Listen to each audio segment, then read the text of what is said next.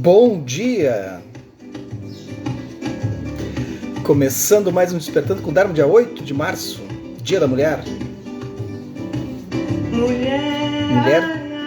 Mulher, sempre mulher. Sempre mulher. Bom dia, Fabiola. Bom dia, Isis. Bom dia, Alcione. Você me abraça, me beija, me xinga, me bota mandinga. Começando hoje com essa homenagem às mulheres. Bom dia, Maria. Vocês são demais. 99% do público da Arquitetura da Mente é mulher. E homens com alma feminina como Mauro e eu. Olha aí, bom dia. Bom dia, Grácia, tudo bem? Hoje, dia 8 de março.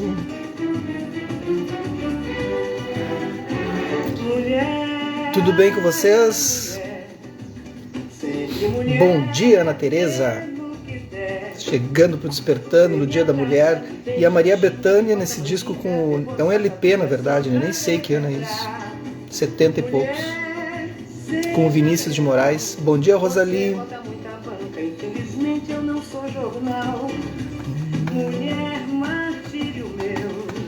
Então é isso, gente. Dia da Mulher, dia 8 de março. Hoje... Eu não sou muito fã de datas, assim, vocês já perceberam, né? Não sou muito... Eu não acho que datas representem muita coisa, assim... Claro que representa, é importante a gente ter essas lembranças, marcar, ter um definido, principalmente por causa das mulheres, né? Mas quando tu começa a ter... Bom dia, Rosana. Quando tu começa a ter uma visão das coisas, como a maioria das pessoas que frequentam aqui o Dharma, né? Tu percebe que tu tem que... Todo dia tu tem que honrar, né? Tu tem que honrar todas as figuras de um modo geral, né? Crianças, mulheres, enfim. Mas as datas são importantes para aquelas pessoas que não conseguem ter essa visão, né? Bom dia, Ana Carolina. Bom dia, Conceição. Então, sim, a data é importante nesse sentido, para as pessoas se lembrem, se recordem, se ajustem, tenham contato com esse cuidado. Então, feliz Dia das Mulheres. Como eu disse, eu acho que é 99% do público que procura a Arquitetura da Mente. E isso sempre foi assim, desde a época que eu tinha mais alunos presenciais, e mostra justamente o quanto o homem ainda tem que romper barreiras, assim, né? E eu lembro quando eu comecei yoga há 20 anos atrás, primeira escola de yoga que teve em Lajeado, com a Cleo Mossi, até hoje estou com ela. E eu lembro que, nossa, preconceito absurdo, assim, de fazer yoga, né? E eu via que pouquíssimos homens, até hoje é assim. A meditação é assim também, e aí não tem preconceito, né? Porque não é uma questão de, yoga naquela época diziam, yoga é coisa pra gay, né? E aí, se fosse isso, né? Qual é o problema? Mas a meditação não tem esse preconceito, e mesmo assim os homens também não vão. Daí o que a gente viu? Que a mulher está sempre à frente do seu tempo. A mulher, ela se despe desses preconceitos, dessas coisas, desses pré-julgamentos, e vai em busca do que olha, isso é melhor, isso é bom, isso eu vou crescer. Os homens não. Os homens se encolhem naquela carapuça assim de julgamentos e não conseguem avançar. Então vocês, mulheres, todo dia é um aprendizado, assim. Por isso que eu gosto de conviver em meio às mulheres, porque eu aprendo o tempo inteiro. O tempo inteiro. E não é conversa fiada isso. É verdade. Carolina sabe, me conhece, a maioria dos meus amigos são mulheres, né? Então, justamente por isso. Então, feliz Dia das Mulheres. 8 de março, nós estamos lendo Mandio Rinpoche, Apaixonado pelo Mundo, editora Lúcida Letra. Nós continuamos ainda então com as doações, porque daqui a pouco a gente termina o livro, e aí eu vou juntar todo o dinheiro, né? A gente tem a reserva ali, e a doação, tudo que a gente arrecadar de dinheiro com a leitura desse livro vai para uma instituição que trata de crianças com vulnerabilidade social. O que mais? Hoje à noite tem aulinha presencial. Quem quiser se inscrever nas aulas presenciais de meditação, se inscreva. Tem nas terças às 19h15 e quarta às 7h15 da manhã. Tá? Então, busquem isso. Sábado haverá um encontro culinário com a Cozinha Calma. Sábado agora dia 12. Encontro culinário à tarde com a Cozinha Calma com a Carolina. Eu acho que tem uma vaga ainda na Carolina, 1 ou 2 vagas, se eu não me engano, não lembro.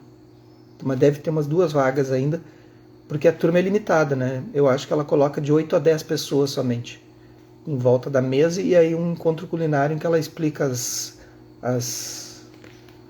receitas da Cozinha Calma em volta da mesa numa tarde inteira, somente para mulheres. Tem vaga. E é um encontro somente para mulheres. Tanto que eu saio nesse dia, deixo as gurias bem à vontade, elas nem vê, eu nem vejo elas chegarem, eu saio antes elas chegarem. Embora eu conheça todo mundo, né, não tem problema. Mas não é um momento que eu seja a pessoa ali que interessa estar ali. Então eu saio, passo a tarde toda fora.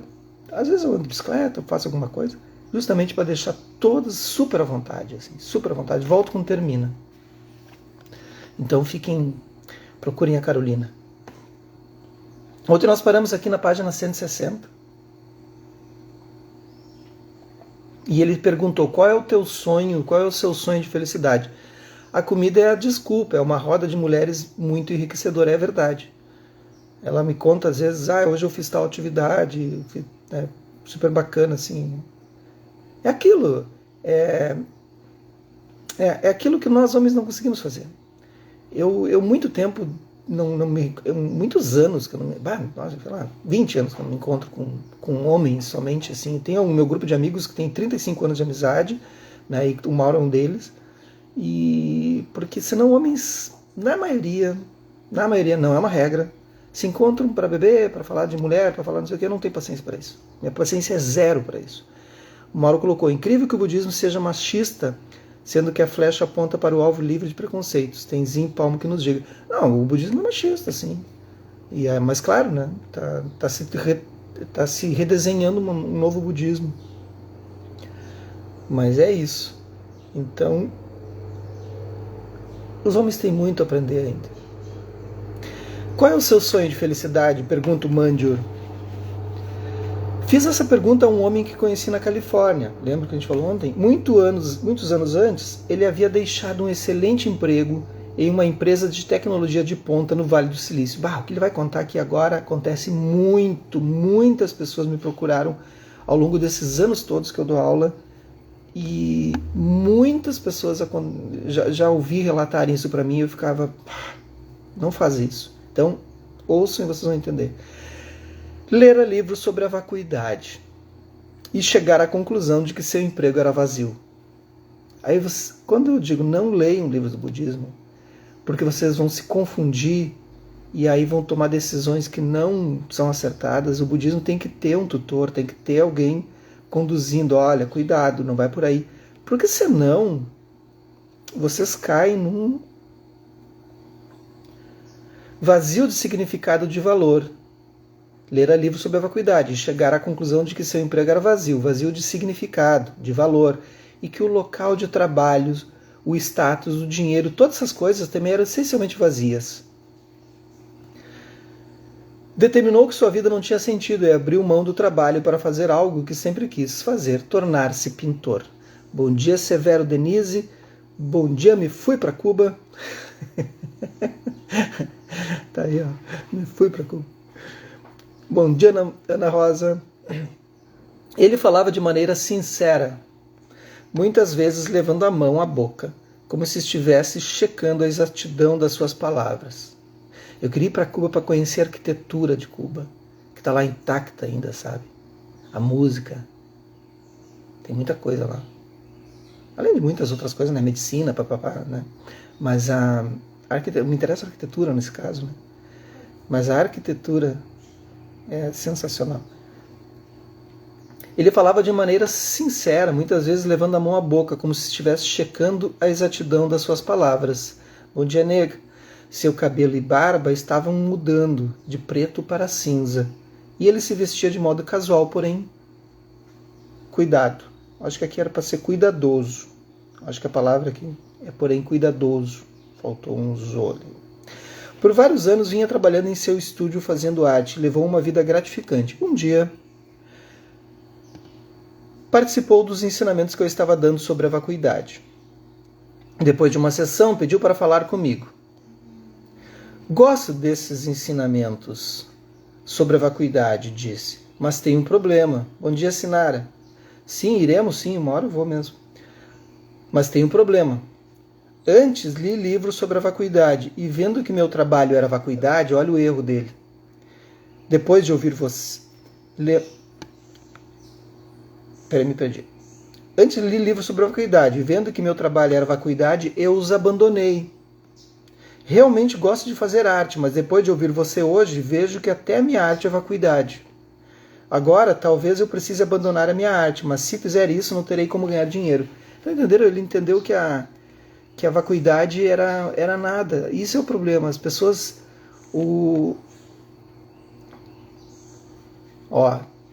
bacana. E as pessoas... O problema... Aí vamos voltar um pouquinho.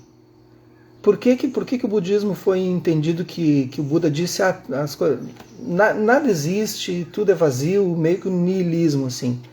O problema é que o budismo que foi estudado, que foi trazido para o Ocidente, que agora não é mais assim, agora se a pessoa continua dizendo isso é falta de leitura mesmo, é falta de buscar, porque tem até no Google, né? Não está difícil, é difícil o entendimento, é difícil a aceitação da vacuidade, que as coisas estão todas interrelacionadas, vacuidade é um pouco isso, mas quando o budismo ele se desprende, né, ali do Tibete e surge, aponta a porta aqui no Ocidente, por causa da invasão da China, as primeiras pessoas que tiveram contato, claro, foram as pessoas que estavam interessadas nisso porque é uma filosofia, então foram os filósofos, um deles foi Schopenhauer, que é extremamente pessimista e muito limitado intelectualmente. Então Schopenhauer vai ir lá estudar o budismo e traz uma visão do budismo baseada em algumas leiturinhas que ele fez, assim, e aí ele tem a opinião dele. E a opinião dele é que o budismo dizia que que nada existe, né? E depois foi mostrado que não era assim, que ele estava enganado, não é? Mas tiveram vários filósofos que leram, interpretaram super errado e as pessoas saíram, porque foi Schopenhauer que falou, foi Nietzsche que falou. Nietzsche erra, tem várias coisas do Nietzsche ali que não faz nenhum sentido. Tu tem que ler e tem que questionar. Inclusive o Buda. O Buda ele sempre diz, leiam, façam a sua própria experiência e questionem. Tem que questionar. Ele se mostrou... Eu disse a ele, vacuidade não quer dizer nada. Ele se mostrou bastante surpreso, expliquei. Todas as coisas vêm da vacuidade. Ela é cheia de vibrantes potencialidades, cheias de possibilidades. Então eu perguntei, qual é o seu sonho de felicidade? Ele disse, ter uma casa na praia. Ok, digamos que um dia você tem um sonho bom de ter a casa na praia. E você seria muito feliz, certo? Sim, claro. Então, de repente, um incêndio queima a sua casa, que no sonho não tem seguro. Como você se sentiria? Ficaria arrasado. Perguntei, essa casa é real ou não? Ele disse, claro que não é real, é um sonho. Perguntei, se tiver esse imenso problema, como a sua casa de praia pegando fogo, qual seria a melhor solução? Pensou com todo cuidado e depois disse, talvez acordar dentro do sonho. O Mandir é malandro, né? Ele vai levando, tem toda a retórica, né?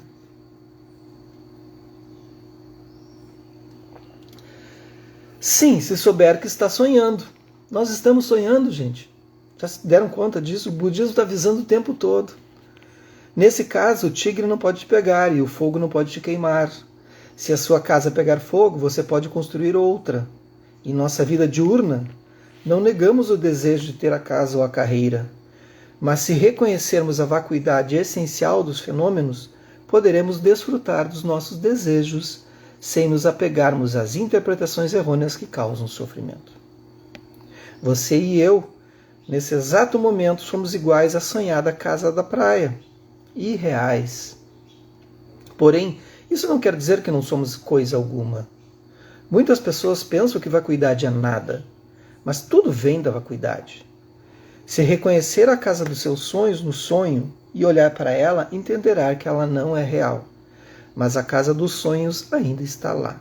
Real e não real, as duas coisas juntas. Então entraram mais mulheres aí, parabéns pelo Dia das Mulheres, todos os dias, né? A gente repete esse jargão que já é batido também, mas hoje se comemora. Então parabéns, gurias. Aqui no Rio Grande do Sul a gente diz gurias, meninas. Quando as pessoas ouvem falar sobre vacuidade, muitas vezes pensam que significa algo negativo. Como o executivo de tecnologia que não encontrou mais significado no trabalho. Bom dia, Carla. Esse é um mal-entendido comum. Vacuidade não é uma ideia ou uma história. É uma experiência concreta que ocorre quando investigamos a experiência em si e descobrimos que a aparente solidez e a permanência dos fenômenos, na verdade, não existem.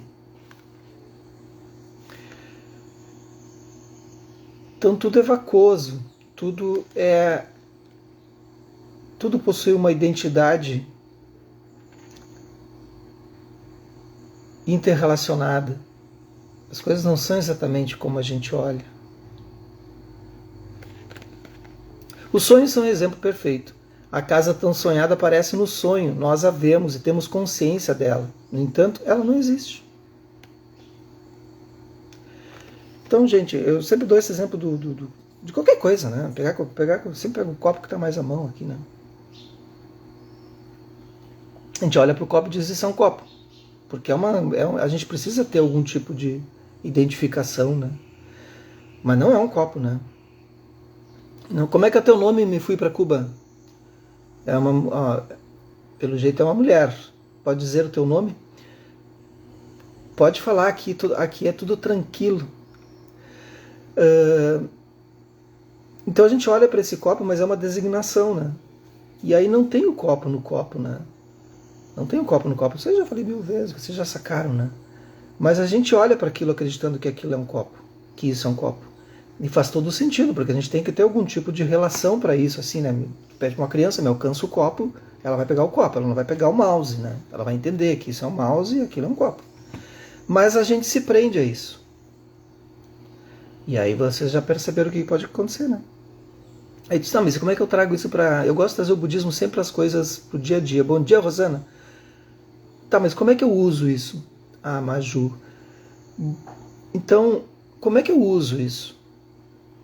Eu vou usar da seguinte forma. Quando eu olho para uma emoção minha, ela também é vacuosa. Ela também é vazia. Eu também não preciso me prender a essa emoção. Eu olho para uma pessoa, também não preciso me prender ao que ela diz sobre mim, né? Entende? Então, tu olha para alguma coisa e tu vai começando a tirar vai decompondo esses fenômenos. E aí tu vê que existe o copo, mas não existe o copo. E aí tu começa a entender vacuidade, tu começa a perceber que tu é livre daquilo, tu começa a não ter mais interação de reação com aquilo. E a tua energia não se move mais em encontro àquilo. E o copo pode quebrar e tá tudo bem. Né? Claro que não é o mesmo quando termina uma relação, não tá tão tudo bem assim.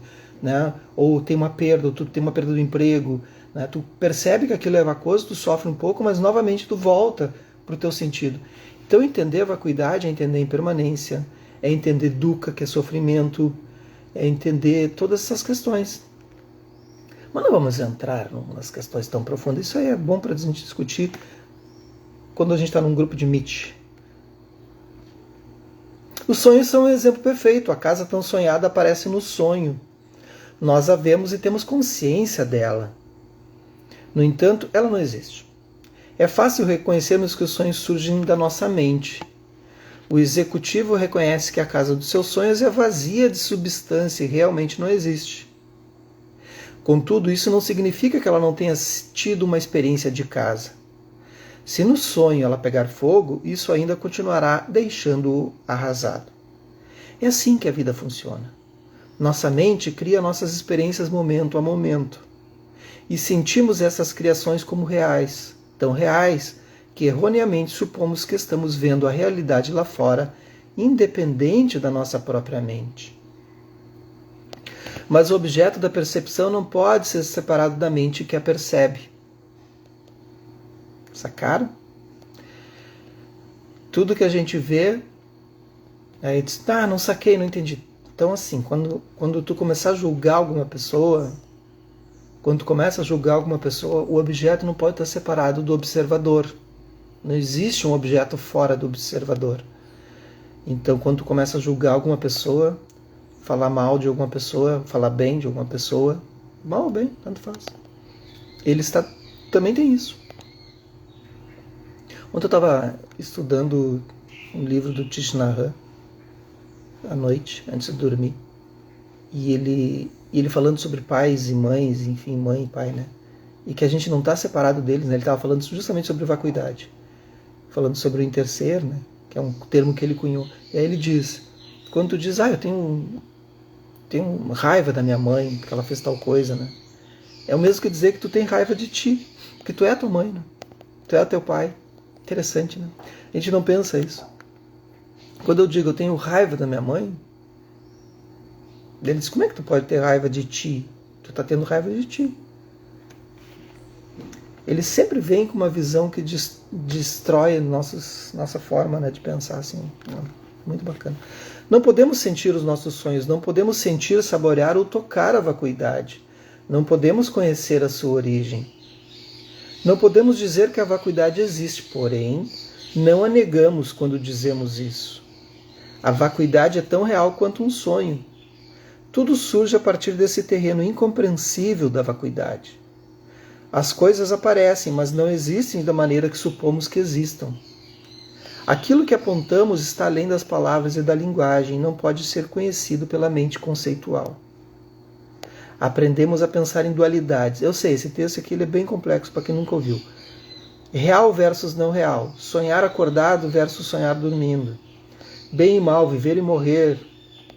Quando nos deparamos com experiências que não se encaixam nessas dualidades, tendemos a descartá-las. Bom dia, Alexandre, como é que vai? Elas nos deixam nervosos.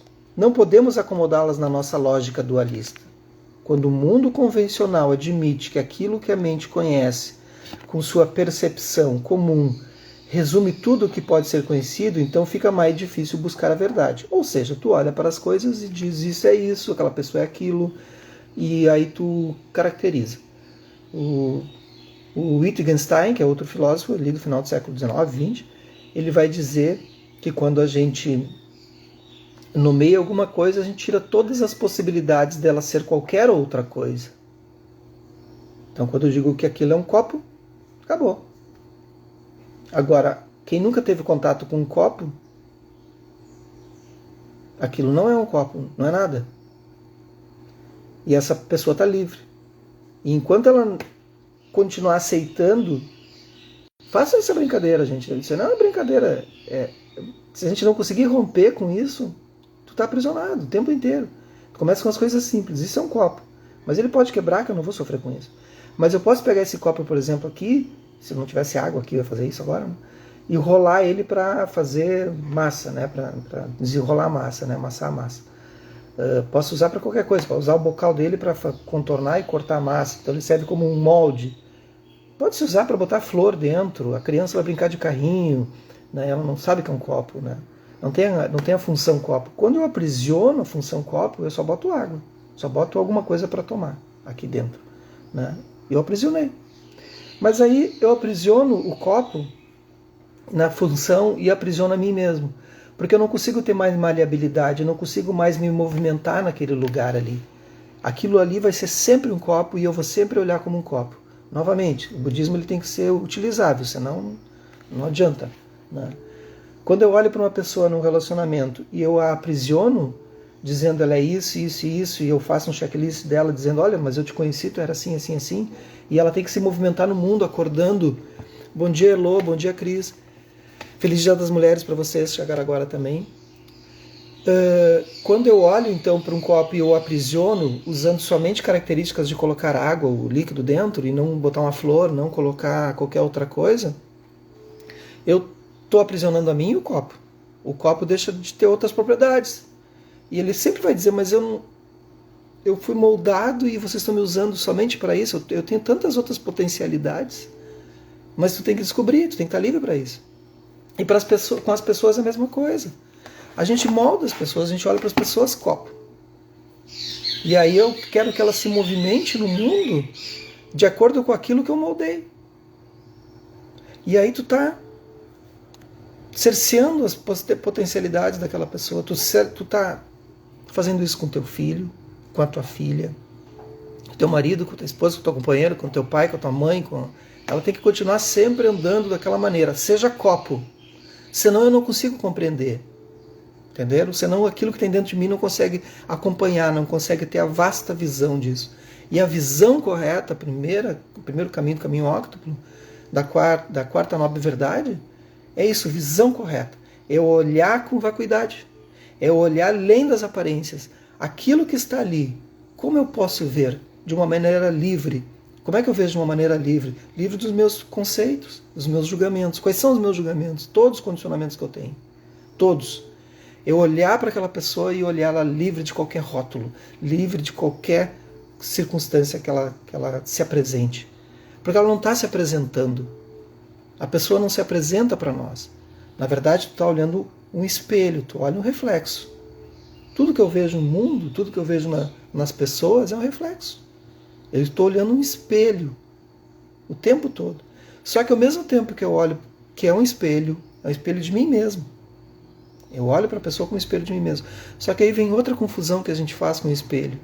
Que a gente mesmo olhando, sabendo que é um espelho, a pessoa é um espelho, as coisas são espelho, as reações são espelhos. Olhem a grande sacada que a gente nunca percebe. É um espelho. Vai dizer, tá, e daí, Jefferson? 6, 7 da manhã tu tá loqueando. Espelho não aprisiona nada, gente. Vão lá no espelho agora se arrumar para sair, fazer qualquer coisa, ou já estão na frente do espelho. Tentem aprisionar a imagem. Não vão conseguir. Se é um espelho e ela não aprisiona, por que tu está aprisionando essa imagem de ti em relação a outra pessoa? Por que tu te aprisiona dentro disso? Por que tu não dá condições que a tua mente flutue? Entenda o significado de espelho. Olhe para o espelho e tente aprisionar qualquer tipo de imagem. Tu não vai conseguir. E ao mesmo tempo, tu está te relacionando na vida através disso. Entenderam? Bom dia, Adi, feliz Hora da Mulher para ti também. Lindo aquela imagem que tu me mandou ontem da praia, maravilhosa. Vamos fazer uma prática? Vamos lá?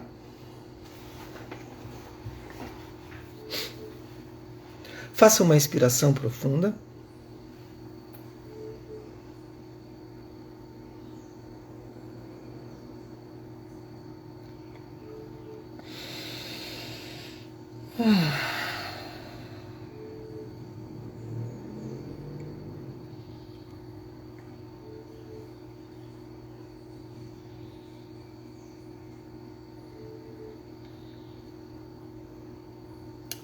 Deixe que o corpo descanse, repouse, a mente repouse. Soltem completamente, soltem o abdômen para que o corpo relaxe completamente. Soltem suas defesas.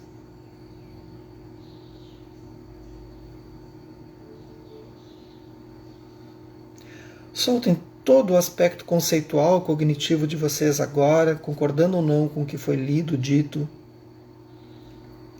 Deixem repousar agora.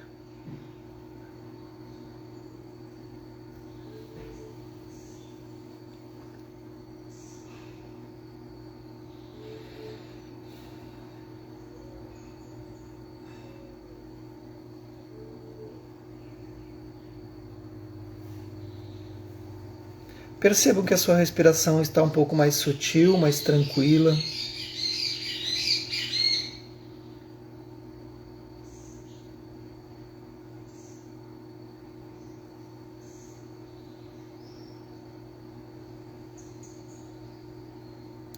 E nesse momento, procurem um hábito, um padrão, um condicionamento, um julgamento, uma forma de agir, o nome que vocês quiserem dar, em que vocês se aprisionam somente e aprisionam a outra pessoa, seja qual for a outra pessoa. Filho, mãe, pai, esposo, esposa, companheiro.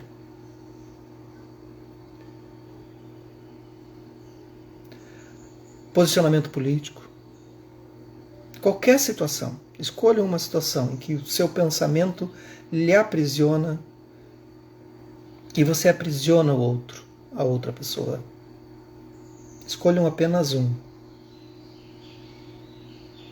Mas escolha um hábito que está lhe impedindo de ver a outra pessoa com pensamentos, com ideias, com posicionamentos. De ver a outra pessoa como inteira, como íntegra. E que você está se aprisionando e aprisionando a outra pessoa. Não deixando que ela tenha sua potencialidade aflorada. E ao mesmo tempo você também não está andando. Escolha um padrão, uma forma de agir. Escolheu? Então hoje rompa com isso. Somente um. Hoje rompa com esse padrão. E você vai entender a vacuidade. Que os méritos desse nosso encontro, dessa nossa prática, se expandam e toquem a todos e que nós possamos nos tornar um caminho iluminado. Bom dia, um feliz Dia das Mulheres para todas vocês.